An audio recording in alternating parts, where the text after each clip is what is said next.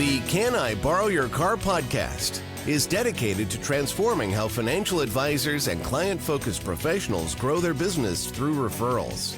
Drawing on decades of expertise, best-selling books, and industry recognition, the podcast's mission is to help listeners fill their sales funnel with more ideal clients than they require by building a referral system rooted in generosity, respect, and genuine care for relationships. Get ready to get started. Here's your host, Mike Garrison.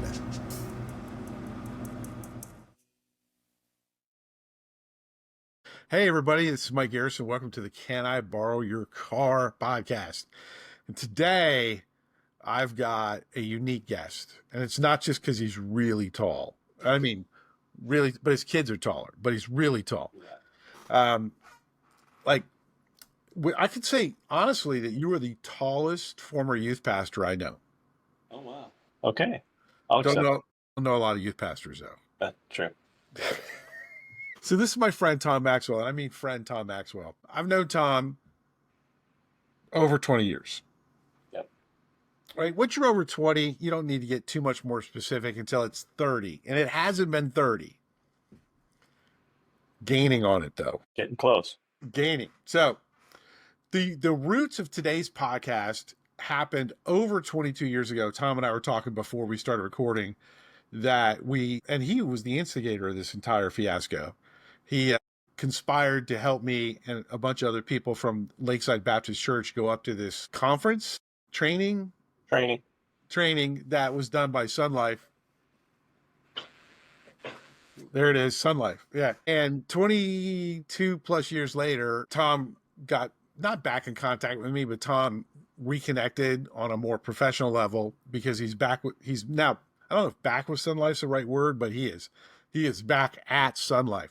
So Tom, tell people who you are, tell them a little bit about what you do, and then be nice.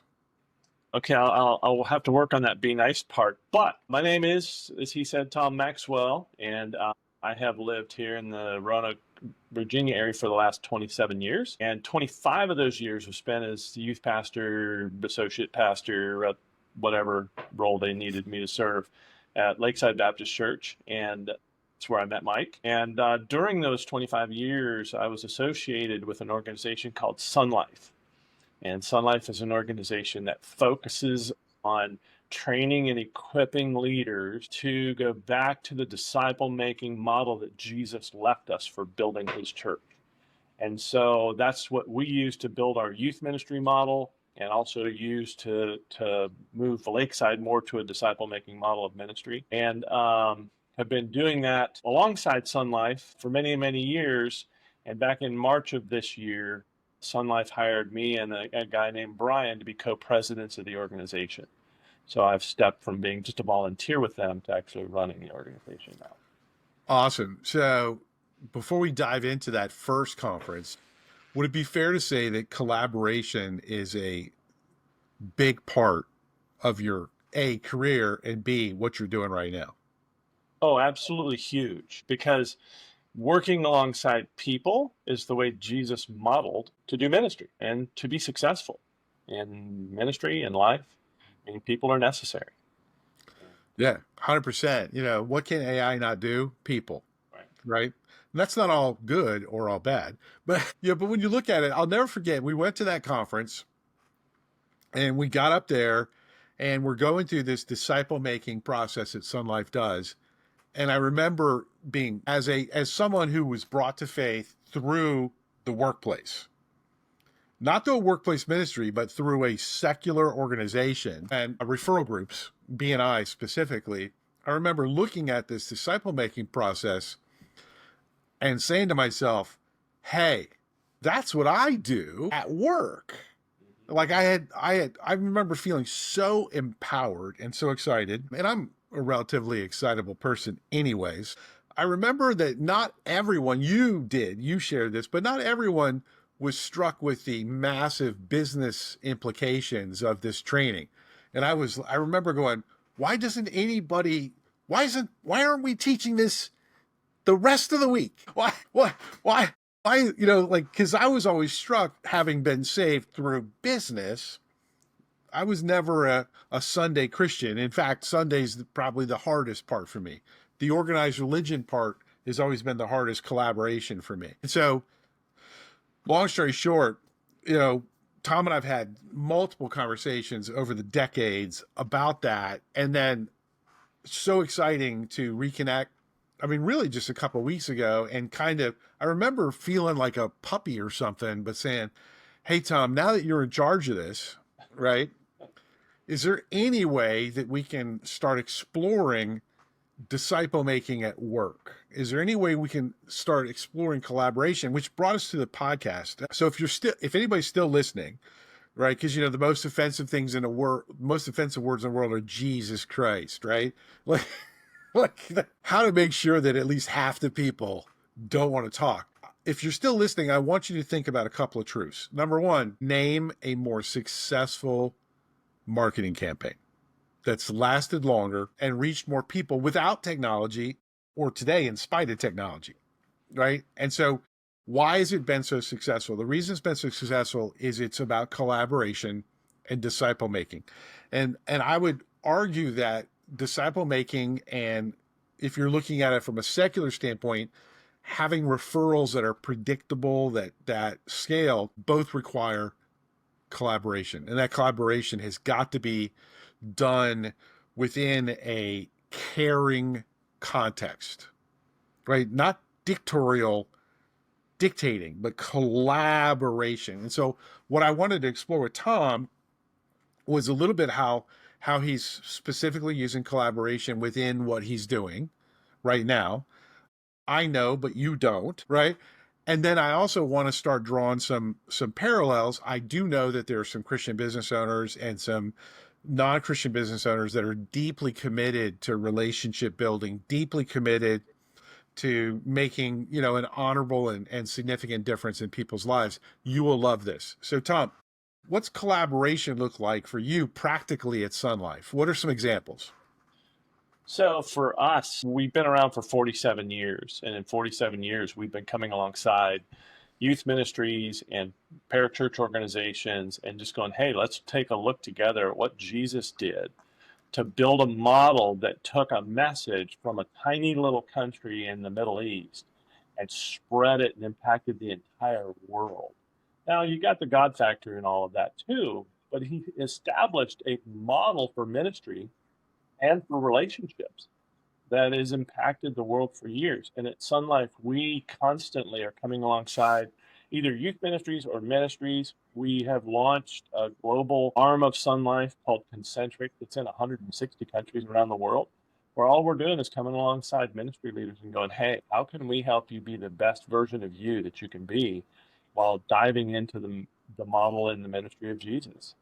And so it's that coming alongside each other and really in a way that helps both them and us to continue to further the message that Christ gave us to expand.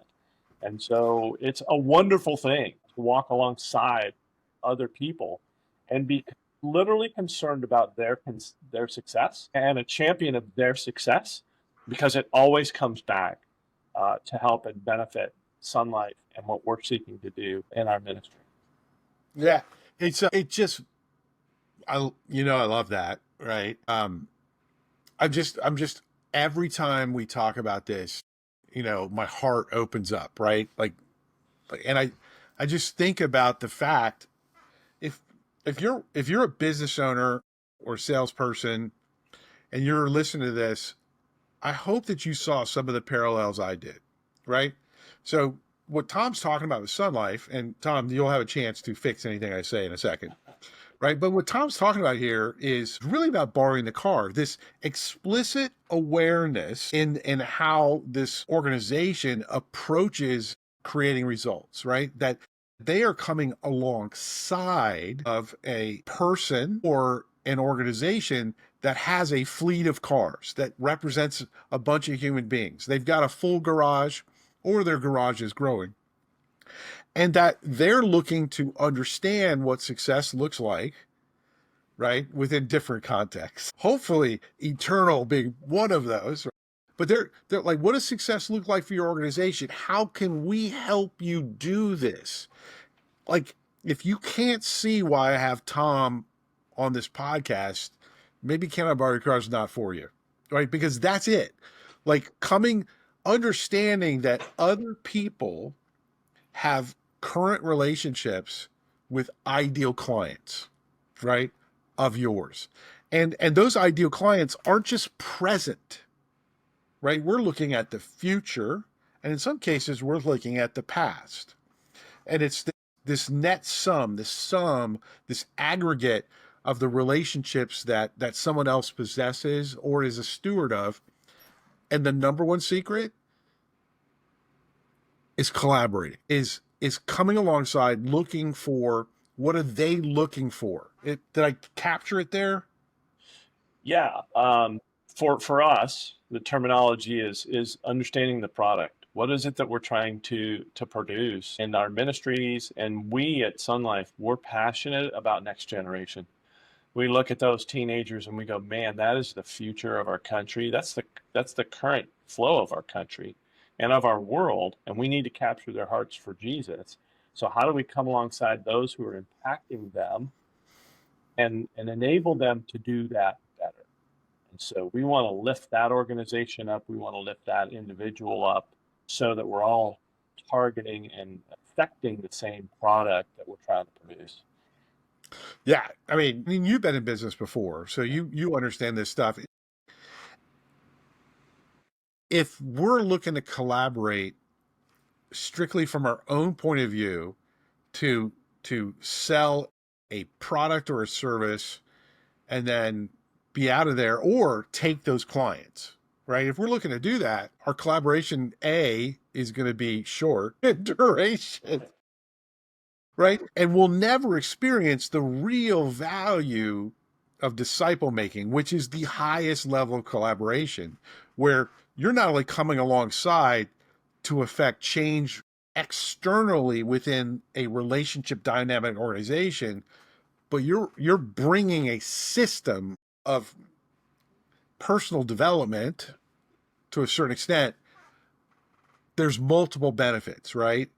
Look at yourself. You've gone from, hey, I love SonLife, I'm a participant, to, wow, I'm the president of the SonLife USA component. Have you noticed, or would you mind sharing a little bit about some of the differences between collaborating with an individual and a organization? So obviously, SonLife is going to have some relationships directly with some youth pastors where maybe you don't have access to the larger church, right?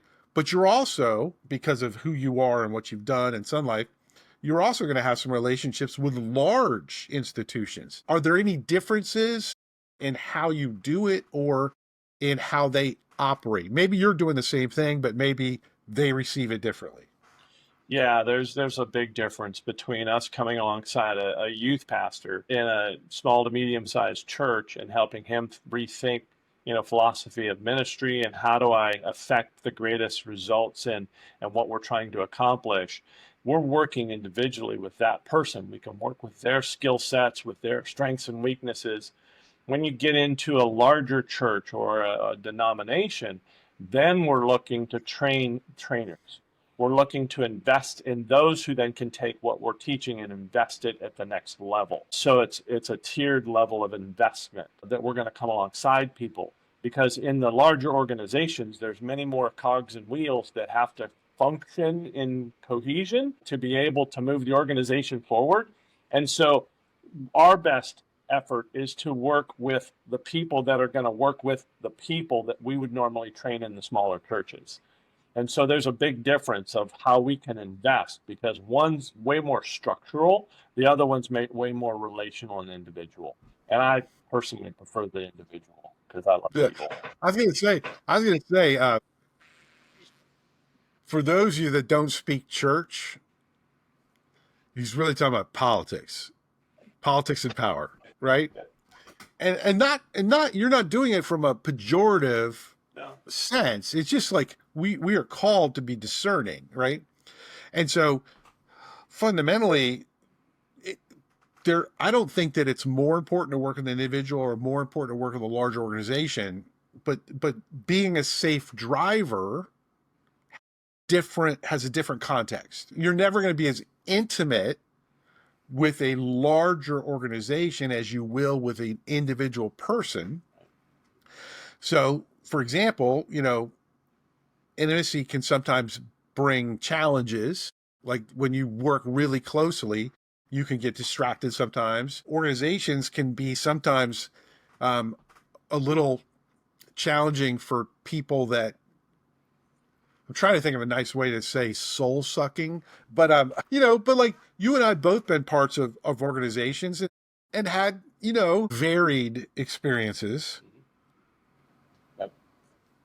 Right. So when you look at it, when you think about safe driving, when you think about kind of, we're shifting into how can we have a real good context for the general practitioner, right? Which is one thing I like about you is like, you don't speak church, you like speak like human, which is really nice, by the way, because I'm not very good at the whole church speak thing or church, honestly. I came to it too late. And I'm a business guy. Sometimes that's not the most welcoming place. So what are some of the rules when you're obviously you've got an organization, you have people that you're helping do the work as well. What are some of the rules that you can pull out of the SonLife methodology, aka Jesus disciple making, and that you could then encourage a business person, whether they're a believer or not? Here's some rules about being a safe driver. So one of the main things that we teach in our philosophy of ministry based on the life of Christ is there's 5 phases we see in the life of Christ in his ministry development. And the first one is the preparation phase. That's the first 30 years of Jesus's life, where his character and his qualities and his understandings were developed as he grew in favor with God and men. And that was a key part of his preparation for what he was about to do. And then the foundational phase of really laying the foundation for what he was going to accomplish in ministry is the next one. And I think so many businesses today, they don't pay any attention to those 2 areas. They just skip right over them because they want to get to the end. They want to get to building this big business.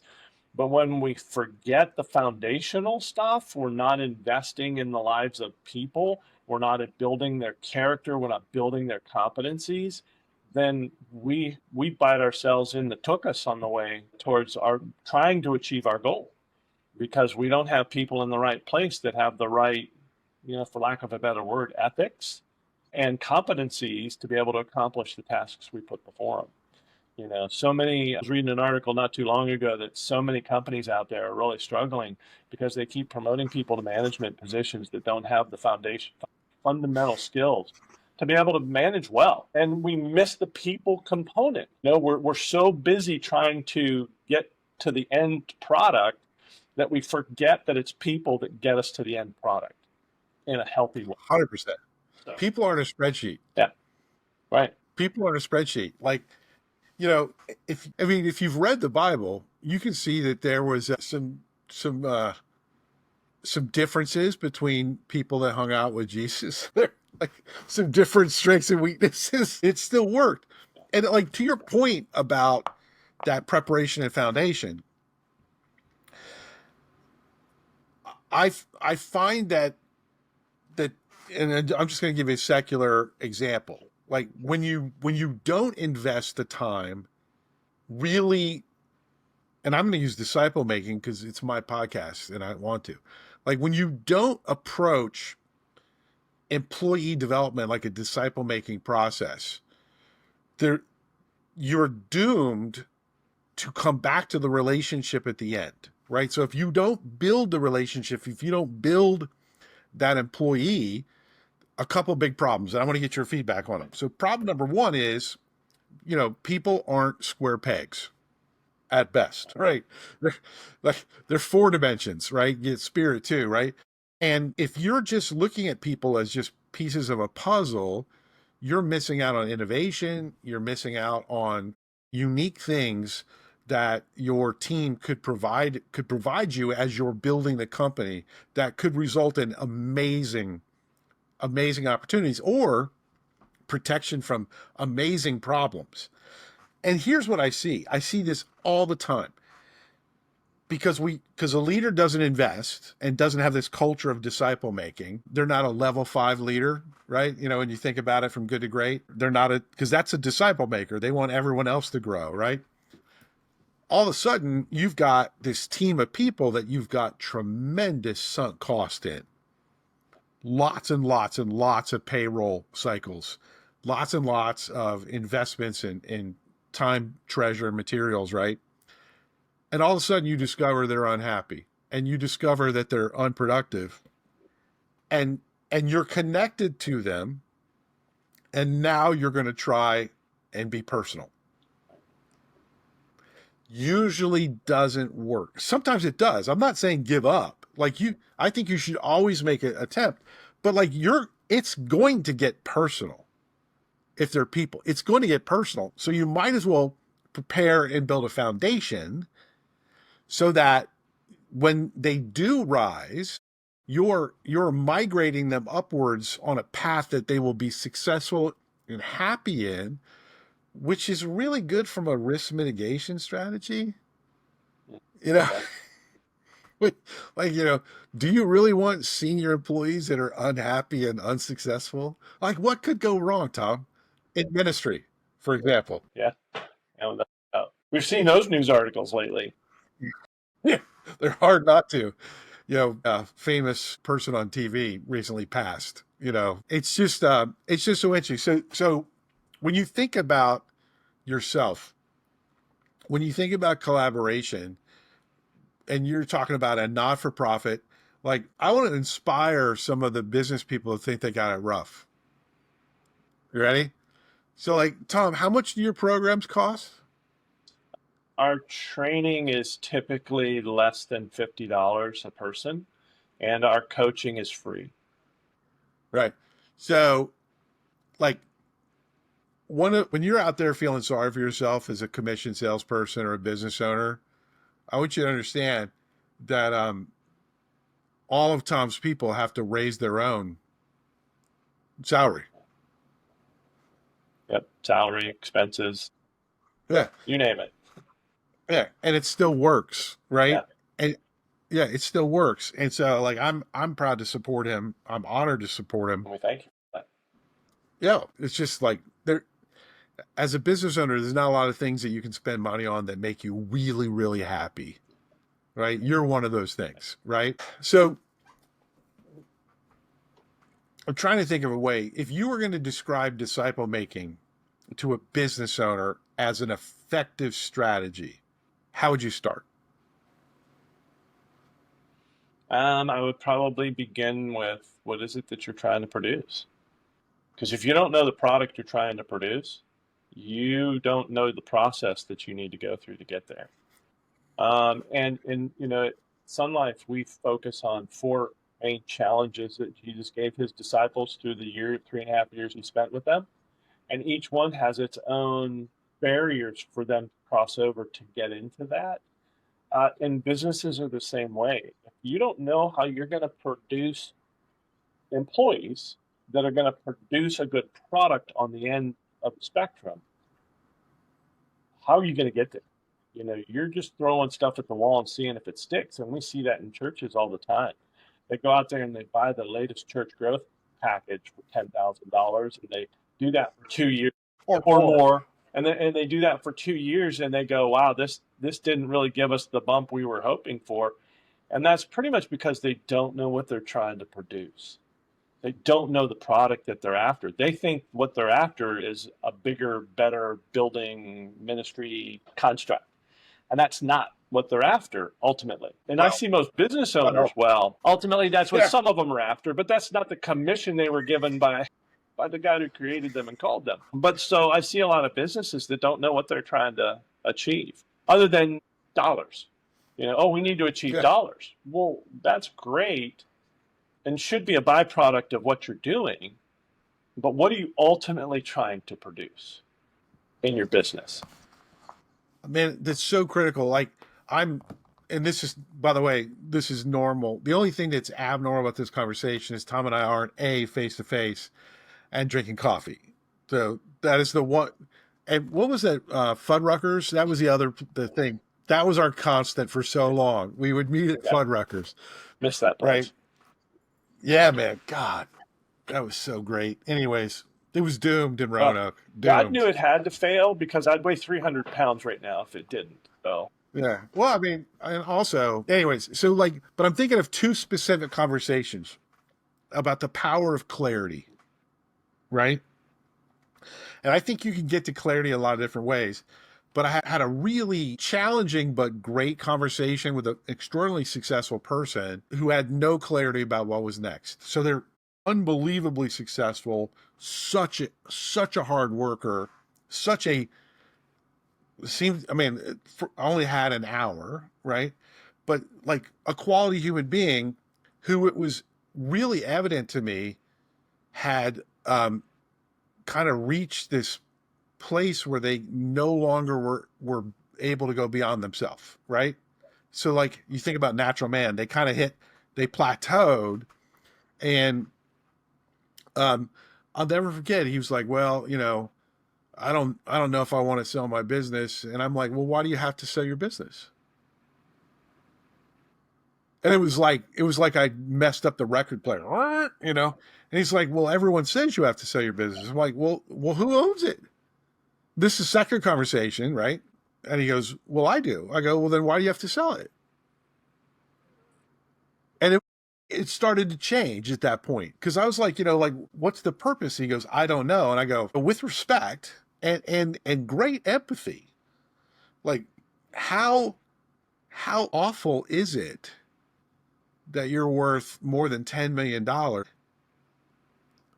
and you have no idea what's next? Right? And he goes, awful. I go, yeah, it's terrible. I said, but that's what you need to work on. So I sent him away. No pay was involved. I sent him away to think about what you would do. And I may never get to interact with that person again. It was a nice referral, a great collaboration with a great guy. Fast forward to this morning, talking to a current client of mine who I'm taking through my process.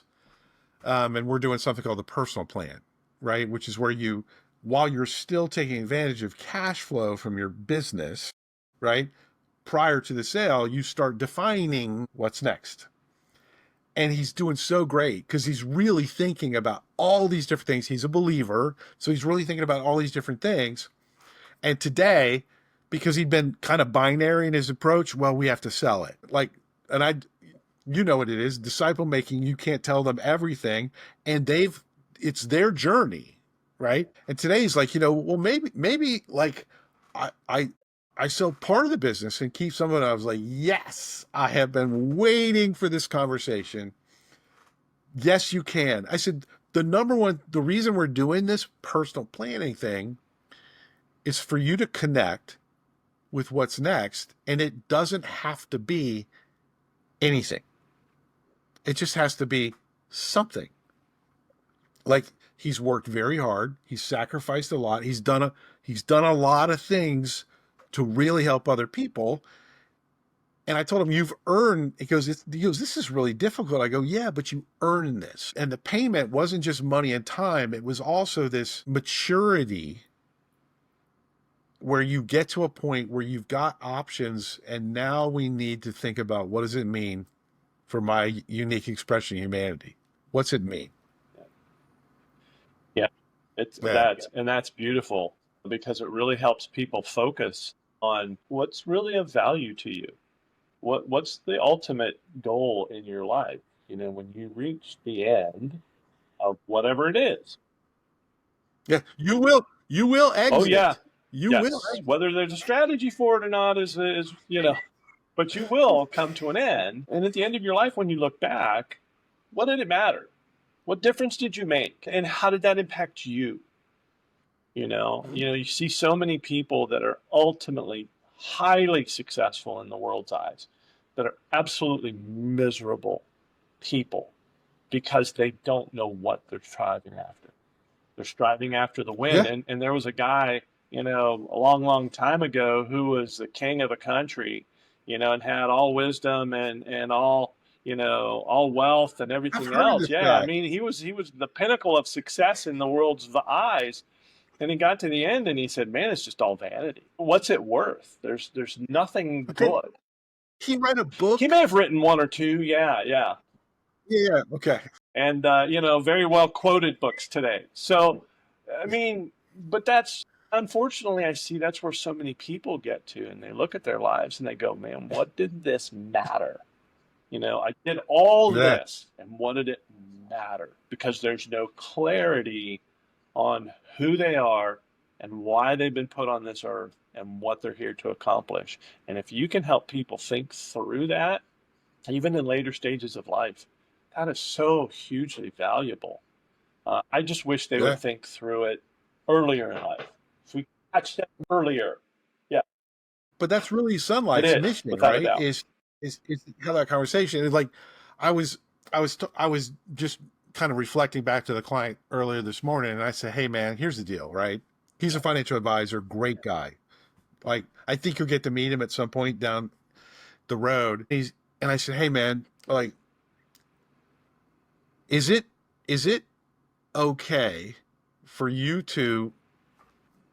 I mean, because financial advisors that have clients that save really, really well for a long time, that's really profitable.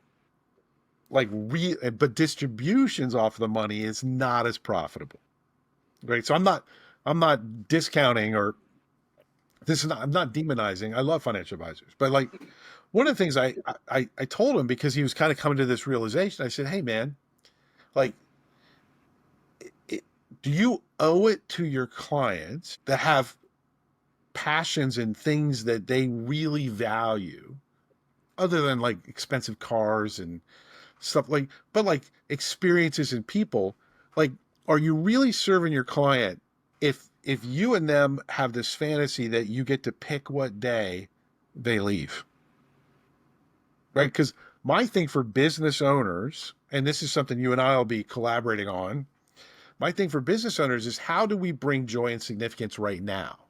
Like we don't necessarily have to wait like Dale Carnegie to, like, he figures out, oh my God, actually giving away the money is more fun, right? Like you can actually live now while you're building. And that's the personal plan I do with business owners, collaboratively wise, when I work with financial advisors and other people. Like, I'm like, so what do you want to do when you sell the business afterwards? Okay, how about we start doing that now? Right? Because if you can't experience some of the benefits of owning a business while you're owning it, how do you know you're going to like it when you don't? Good point. Right? And I love it when a client's like, you know what? I love traveling. I I absolutely love doing this with my wife, and like our kids are going to be growing up and moving, and like I want to be able to travel. And he's like, yeah, we can do that because I mean he's done well, he saved well, right? I said, well, and then he says, but you know what? Like if I just downsize my business, or I did this or that, so I only had to work 100 days a year, I can still, because he loves clients. He loves learning, the curiosity. And I was like, yeah, man, now we're talking about the good stuff. Like when you get to a certain place, you, and this is difficult theologically, right? Because what do we really earn? Yeah. But let's not do that. That's for Sunday pulpit stuff. Like when you get to a point in your life, you can start designing your next act differently than you did when you were younger. Yeah. Right? And that's really passionate for me. I love what SonLife's doing. So we're going to be landing the car here pretty soon, or landing the plane. Landing the car, I mean, that's happened when I was younger. I drove erratically, and there were moments where the wheels were not on the ground. Yeah. Be Like, painful. yeah, I just like to, I like to take a Chevy Chevette and just kind of see what we could do with it. That state trooper's like, boy, he said, I never in a million years thought I would be issuing a citation for a Chevy Chevette. I didn't believe this thing could get over 100. I go, well, it was downhill. Yeah. It was a long downhill. He's like, you're not helping your cause. I was like, yes, sir. My parents had had a horrible divorce, and they both had to come to traffic Nice. court Well done. on either side. Goodness. Yeah. Good times. So, but for SonLife, how can people, A, learn more about SonLife, and B, how can they start, especially for the business leaders, how can they start thinking about interacting, collaborating with SonLife and other Christian organizations that can actually really help them achieve the mission on the business side? So if they want more information about SonLife, they can go to sonlife.com, not SonLife Ministries, but just sonlife.com. And there's information on the page. The best thing is to just reach out to me, and we'll just talk about what we can do to help. And if businesses wanted to come alongside SonLife, as I was kind of sharing our relationship with our board members, SonLife for years has been heavily involved in coaching and training business leaders on how to make disciples who make disciples, and they're able to take that and implement those strategies into their business environment to help equip and train and grow not only their customer base, but their employees, so that their employees are impacting their customers in a much more positive way. And so, we've done that for years. The guy who founded the organization, Dan Spader, was huge in the Chicagoland area, working with businesses, teaching them life of Christ concepts. And remember, Jesus was the greatest leader we've ever seen on planet Earth. He was an amazing leader. And he was in business too. He built a ministry of 12 rough carpentry. Yeah, he was a builder. And so he took 12 pretty ordinary standard guys. He trained and equipped them. And those 12 guys took the message of the cross and delivered it to most of the known world within 30 years without the internet, without planes, trains, or automobiles. Word of mouth. Of course, word of mouth doesn't scale. Word of mouth. And investing in people and equipping them with the tools they need to go make an impact in their world. And that's the things that we need to be doing, is investing in people. Because I guarantee you invest in the people in your business, and the return will be exponential for you. Absolutely. So I'll give everybody a sneak peek. I have every intention of helping to sponsor a workshop doing exactly what Tom was talking about in 2026 in Roanoke, right? So I'll be inviting my clients and other people I know. It's going to be a fun time. If you're interested, reach out to Tom or me. We'll get you on a wait list for that, and then we'll just have fun with it. All right, brother. Man, this has been amazing. Fun. I can't thank you enough. Is there anything I forgot, or are we good? No, sounds great. Yeah, it's been awesome. All right, cool. All right, brother. That's good stuff. Thank you for joining us for the Can I Borrow Your Car podcast, your guide to growing your business by loving people, giving first, and earning the right to be introduced to your ideal clients.